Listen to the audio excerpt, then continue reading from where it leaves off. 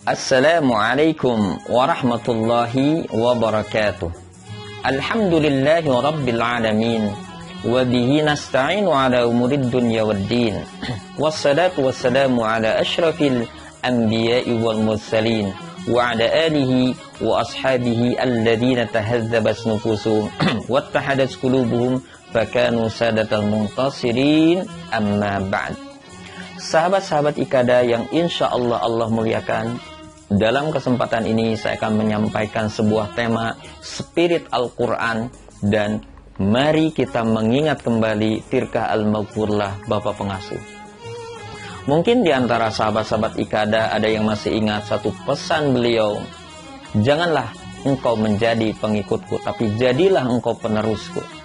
Artinya di sini Bapak menginginkan kepada kita semuanya, kepada para santrinya, putra didik beliau, putra ifadah beliau, untuk senantiasa beristiqomah, meneruskan perjuangan beliau dalam mendakwahkan, mensyiarkan ajaran-ajaran Islam, sehingga mampu merubah masyarakat, dapat menjalankan ajaran-ajaran Islam dengan baik.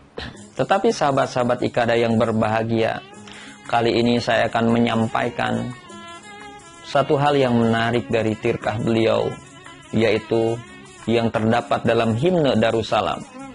Himne Darussalam ini dibuat beliau tahun 1985, yang di dalamnya terdapat moto Darussalam, membentuk muslim moderat, mukmin demokrat, dan muhsin diplomat. Tetapi ada yang menarik, bait-bait selanjutnya, 4 bait selanjutnya, itu menjelaskan profil generasi muslim visi beliau, yaitu Darussalam membentuk muwahhid, misi abadi jadi mujahid, berakal merdeka menjadi mujtahid, berhiaskan tajdid. Di dalam 4 bait pada himne Darussalam ini, beliau menjelaskan 3 profil generasi muslim. Yang pertama adalah beliau berharap kita sebagai santrinya agar selalu menjadi seseorang yang muwahhid, wahada yuwahhidu tauhidan lil kasrah, untuk banyak. Artinya seorang muslim yang baik adalah selalu yang menjaga istiqomah untuk selalu terus-menerus sehingga akhir hayatnya di dalam bertauhid kepada Allah. Saking pentingnya tauhid ini, ada sebuah hadis mengatakan, man qala la ilaha illallah dakhalal jannah. Siapa yang mengatakan la ilaha illallah, maka dia akan masuk surga. Sehingga dalam sebuah riwayat, orang yang kafir selama 80 tahun tapi di akhir hayatnya dia mengucapkan la ilaha illallah dan meyakininya, maka dia akan dimasukkan ke surganya Allah. Lalu apa hubungannya antara spirit Al-Quran dengan ketauhidan ini? Pertama, bahwa kita sudah mengetahui ada 2 bentuk turunnya Al-Quran. Yang pertama, Al-Quran diturunkan secara munajaman, secara berangsur-angsur selama 22 tahun, 2 bulan, 22 hari. Diturunkan kepada Nabi Muhammad waktu beliau berusia 40 tahun di Gua Hiro ketika malam 17 Ramadan. Adapun ayat yang pertama kali turun, Iqra bismi rabbikal ladzi khalaq, khalaqal insana min 'alaq, Iqra wa rabbukal akram, alladzi 'allama bil qalam, 'allamal insana ma lam ya'lam. Ayat pertama yang pertama kali turun adalah bacalah atas nama Tuhanmu yang telah menciptakan. Dalam surat Al-Alaq ayat pertama sampai 5, Allah mengingatkan kepada kita ketika kita mengamati alam semesta, ketika kita membaca ilmu pengetahuan, mempelajari ilmu pengetahuan, ketika kita memahami ayat-ayat kauniyah tentang sunnatullah, itu agar senantiasa kita mengingat Allah, karena itu semuanya adalah dari Allah. Lalu bentuk yang kedua adalah Al-Quran diturunkan secara daf'atan wahidatan, sekaligus dari lauh mahfud ila sama'i dunya, kepada ke Baitul Izzah, langit dunia. Para ulama mengatakan bahwa ketika Al-Quran diturunkan sekaligus, susunannya adalah seperti yang ada di dalam mushaf sekarang, dari Bismillahirrahmanirrahim, Alhamdulillahirrabbilalamin, surah Al-Fatihah sampai ke surat An-Nas. Kalau kita lihat surat Al-Fatihah diawali dengan Bismillah, Bismillahirrahmanirrahim. Hakikatnya surat Al-Fatihah adalah milik kita, karena hakikatnya adalah abda'u bismillahirrahmanirrahim. Kita memulai segala sesuatu dengan menyebut nama Allah yang Maha Pengasih lagi Maha Penyayang. Baik kita membaca ayat-ayat Quran, ayat-ayat Qur'aniyah, atau kita membaca ayat-ayat kauniyah, tetap kita harus senantiasa menempelkan, mengingat asma Allah di dalam hati kita. Ada beberapa makna di dalam huruf ba ini. Bismillahi, dengan menyebut nama Allah. Huruf ba memiliki banyak makna. Ibnu Hisham di dalam kitabnya Mughni Labib mengatakan ada 14 makna huruf ba. Tetapi di dalam bismillah ada 3 makna. Lil ilsaq, lil musahabah, dan lil isti'anah. Lil ilsaq adalah menempelkan. Jadi kita memulai segala sesuatu dengan ada menempelkan nama Allah di dalam hati kita. Lil musahabah, dengan dibarengi nama Allah di dalam hati kita. Lil isti'anah, untuk meminta pertolongan dengan menyebut nama Allah di dalam hati kita. Jadi 2 ayat tersebut, baik itu surat Al-Fatihah yang dimulai dengan bismillah, dengan basmalah, kemudian surah Al-Alaq yang dimulai dengan Iqra bismi rabbikal ladzi khalaq, semuanya memerintahkan kepada kita agar kita senantiasa mengingat Allah, baik itu dalam membaca ayat-ayat kauniyah ataupun membaca ayat-ayat Qur'aniyah. Ketika kita membahas bismillah atau basmalah, tentu ini tidak terlepas dari aspek ketauhidan. Karena ada salah seorang sahabat Nabi mengatakan, inna kulla ma'ani al-kutub as-samawiyah majmu'atun fil Qur'an, wa inna kulla ma'ani al-Qur'an majmu'atun fi suratil Fatihah, wa inna kulla ma'ani suratil Fatihah majmu'atun fil basmalah, wa inna ma'ani al-basmalah majmu'atun fi harfil ba, wa inna ma'ani harfil ba majmu'atun fi nuqtatiha. Bahwa dia mengatakan setiap isi kandungan makna kitab-kitab samawi itu terkumpul di dalam Al-Quran, dan setiap kandungan Al-Quran itu terkumpul di dalam surat Al-Fatihah, dan setiap makna pokok Al-Fatihah itu terkandung di dalam basmalah, dan makna basmalah terkandung di dalam huruf ba, dan makna huruf ba terkandung di dalam titiknya. Ini menunjukkan bahwa basmalah itu adalah merupakan landasan ketauhidan kita kepada Allah. Sebab huruf ba itu adalah awwalu harfin nataqahu an-nasu. Huruf yang pertama kali diucapkan oleh manusia.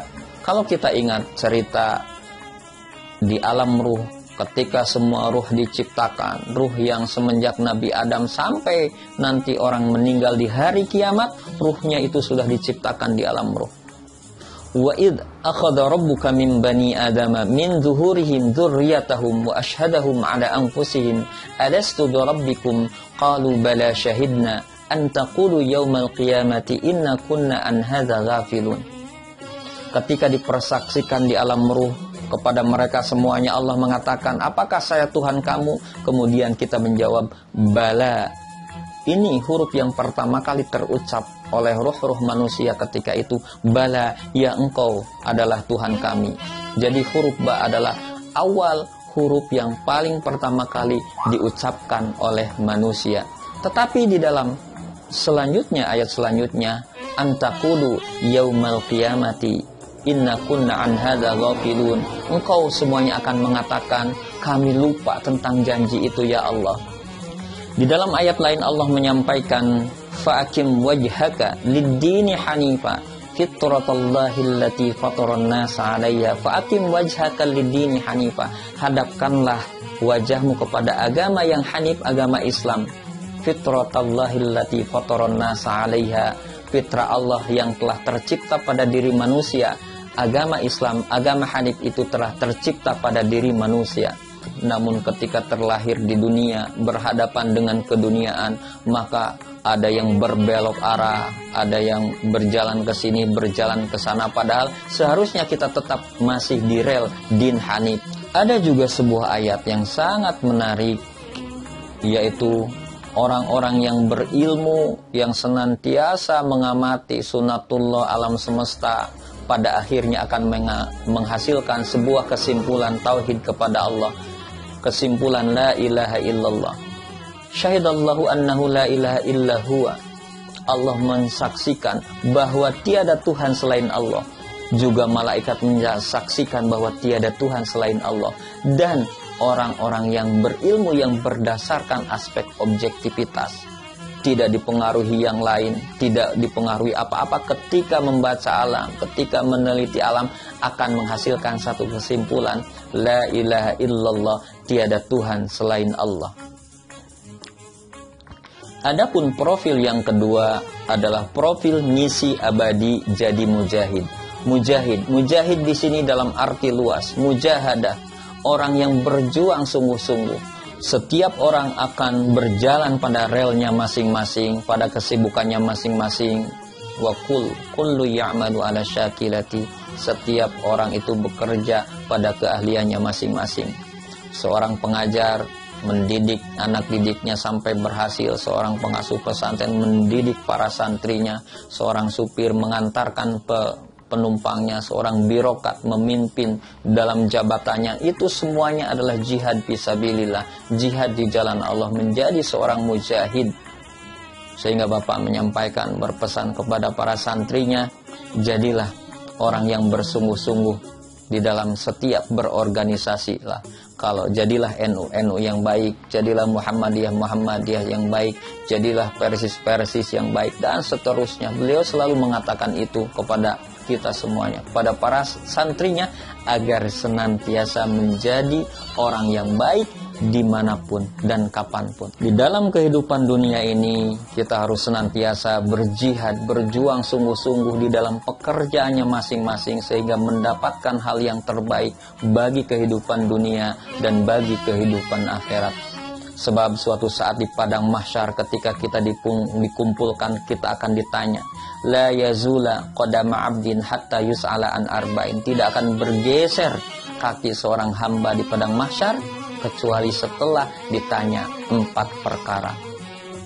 An umrihi fima afna, tentang usia, tentang umurnya, untuk apa dia pakai umur itu.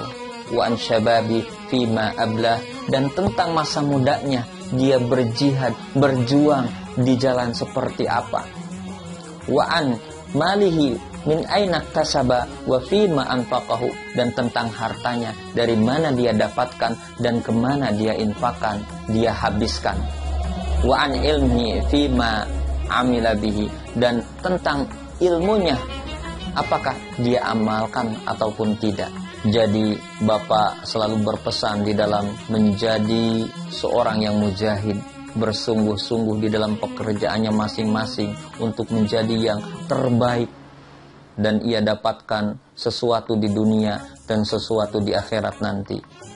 Adapun profil yang ketiga adalah profil seorang mujtahid yang berdasarkan akal merdeka, tidak dipengaruhi oleh siapapun, oleh apapun, dan selalu penuh kreativitas, penuh sifat tajdid.